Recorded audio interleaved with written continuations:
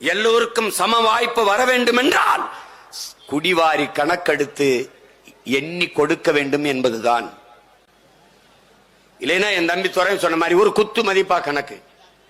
ஐயா எம்ஜிஆர் அவர்கள் இருக்கும்போது சாதி வாரி எங்கள் எவ்வளவு சாதி அப்படின்னு சாதிய தலைவர்களை கேட்கும் போது நாங்க 1.5 கோடி, நாங்க 1 கோடி, நாங்க 80 லட்சம், நாங்க 90 லட்சம், கணக்கு பார்த்தா அன்றைக்கு 25 கோடி வருது.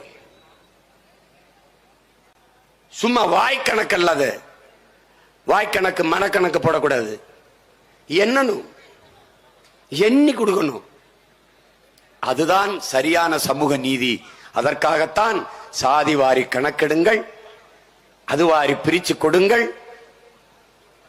சமூக நீதியை நிலைநாட்டுங்கள் என்று சொல்றோம். வெற்று வார்த்தையாக சமூக நீதி, சமத்துவம், சகோதரத்துவம் என்று பேசிக்கொண்டு திராவிட கட்சிகள் இருக்குமே ஒழிய ஒருபோதும் கணக்கு எடுக்காது. காரணம், திராவிட கட்சிகள் எடுத்தால் அவர்கள் தமிழர் அல்லாதவர்கள் எவ்வளவு பேர் தமிழனுடைய இடத்தை அனுபவித்துக் கொண்டிருந்தார்கள் என்று தெரிய வந்துவிடும்.